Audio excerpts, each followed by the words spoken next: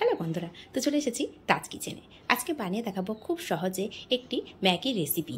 আর এই রেসিপিটা ম্যাগি তো সবসময় বাচ্চারা খুব পছন্দ করেই খায়, কিন্তু অনেক সময় বাচ্চারা খেতে খেতে একঘেয়েমি হয়ে যায়, খেতে অনেক সময় পছন্দও করে না। সেটা যদি একটু অন্যরকমভাবে বানিয়ে দেওয়া যায় তাহলে কেমন হয়? তাহলে স্কিপ না করে পুরোটা দেখার অনুরোধ রইল যে অন্যরকম বলতে কীভাবে আমি বানিয়েছি। এই রেসিপিটা বানানোর জন্য প্রথমে ম্যাগিটাকে হালকা করে একটু সিদ্ধ করে নেব। তার জন্য এখানে দিয়ে দিলাম পরিমাণ মতো একটু জল। আর এখানে আমি 2 প্যাকেট ম্যাগি নিয়েছি, এখানে পরে আরও একটা প্যাকেট ম্যাগি নেব। এখানে আমার কাছে কম মনে হয়েছে, যেহেতু আমার দুটো বাচ্চা খাবে আর সেটা আপনাদের সাথে শেয়ারও করব, সেই জন্য 2 প্যাকেট প্রথমে দেখেছি, এখানে আরও একটা প্যাকেট নিয়ে নেব। টোটাল এখানে 3 প্যাকেট ম্যাগি নিয়ে এখানে একটু সিদ্ধ করে নেব হালকা করে। চাইলে এখানে জলের পরিমাণটা একটু বেশি দিতে পারেন, সেক্ষেত্রে জলটা ঝরিয়ে নিতে পারেন। তো এখানে আমি জলের পরিমাণটা একদম কম দিয়েছি, এটাকে একদমই শুকনো করে নেব। তো এখানে 2 প্যাকেট দিয়েছি, তো আবারও একটা প্যাকেট আমি দিয়ে দিলাম, যেহেতু আমার খুব কম মনে হয়েছে সেই জন্য একটা প্যাকেট আবারও দিয়ে দিয়েছি।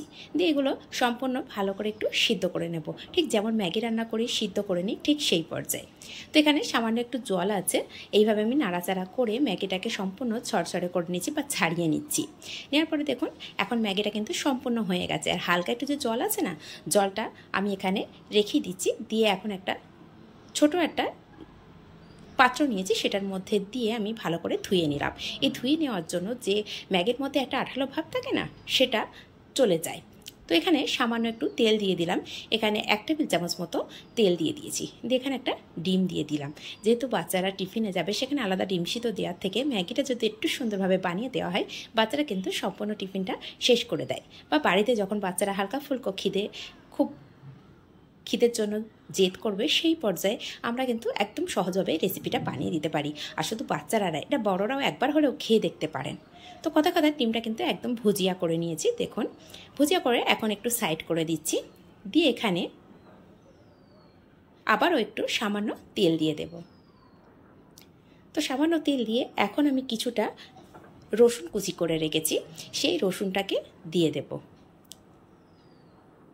আর এই পর্যায়ে ফ্লেমটাকে আমি মিডিয়ামে রেখেছি, একদম হাই রাখিনি। হাই রাখলে সাইডে যে ডিমটা রেখেছি সেটা কিন্তু পুড়ে যেতে পারে, সেই জন্য মিডিয়াম টু লো ফ্লেমে রেখে রসুন কুচি আর লঙ্কা কুচি দিলাম। লঙ্কা কুচিটা অবশ্যই নিজেদের পছন্দ অনুযায়ী দেবেন, যদি কম খান সেক্ষেত্রে কম করে নিতে পারেন, আর বেশি খেলে পরিমাণটা একটু বাড়িয়ে দিতে পারেন। দিয়ে কয়েক সেকেন্ড ভাজা করে হালকা একটু চেঞ্জ হয়েছে কালার, রসুনের কালারটা, ঠিক সেই পর্যায়ে এখানে আমি দিয়ে দেব ধনেপাতা কুচি। আর এখানে যে ম্যাগি মশলাটা রেখেছিলাম না, যেহেতু আমি 3 প্যাকেট ম্যাগি নিয়েছি, তার জন্য 3 প্যাকেট ম্যাগি মশলাটাই আমি সম্পূর্ণ দিয়ে দিয়েছি। দিয়ে এখানে আমি 2 থেকে 3 চামচ জল দিয়ে দেব। জল দেওয়ার জন্য তাহলে মশলাটা পুড়ে যাবে না। এখন ফ্লেমটাকে একটু মিডিয়াম টু হাই করে দেব। দিয়ে সম্পূর্ণ মশলাটাকে এইভাবে নাড়াচাড়া করে নেব। আর এই যে ডিমের ভুজিয়াটা আছে সেটাকেও একসঙ্গে মিশিয়ে নেব। মিশিয়ে নিয়ে এখন ফ্লেমটাকে মিডিয়াম টু হাই করে দিয়ে ম্যাগিটাকেও দিয়ে দেব। দেখুন জলটা যেহেতু 2 থেকে 3 চামচ সঙ্গে সঙ্গে শুকনো হয়ে গেছে, সেই জন্য মিডিয়াম টু হাই করার সাথে সাথেই জলটা একদমই শুকনো হতে শুরু করেছে। এই পর্যায়ে সমস্ত মশলার সঙ্গে ডিমটার সঙ্গে এই ম্যাগিটাকে খুব ভালোভাবে মিশিয়ে নেব। একবার হলেও বাড়িতে এইভাবে কিন্তু বানিয়ে দেখতে পারেন, এটার টেস্ট অসাধারণ হয়। একবার হলেও যদি বাড়িতে বানান, এটা খেয়ে কেমন লাগলো অবশ্যই কমেন্ট করতে কিন্তু ভুলবেন না। আর এই রেসিপিগুলো যদি একটু হলেও আপনাদের কোনো কাজে লেগে যায়, তাহলে নিজেদের মানুষের কাছে শেয়ার করবেন। নিত্য নতুন রেসিপি পেতে চ্যানেলটিকে সাবস্ক্রাইব করে রাখবেন, আর তার সঙ্গে পাশে থাকা বেল আইকনটি প্রেস করে রাখবেন। যখনই কোনো নিত্য নতুন রেসিপি আপলোড করব, সবার আগে পৌঁছে যাবে আপনার কাছে।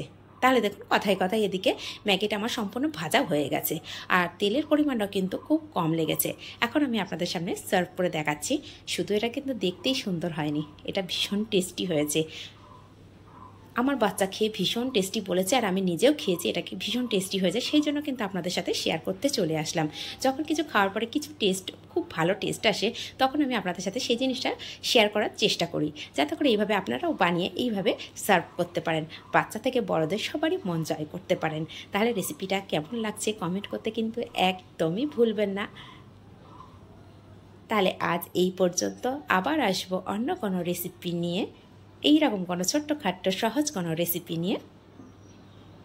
আর দেখুন খুব কাছে থেকে দেখিয়ে দিচ্ছি এই রেসিপিটা। তাহলে আজ এই পর্যন্ত, ধন্যবাদ।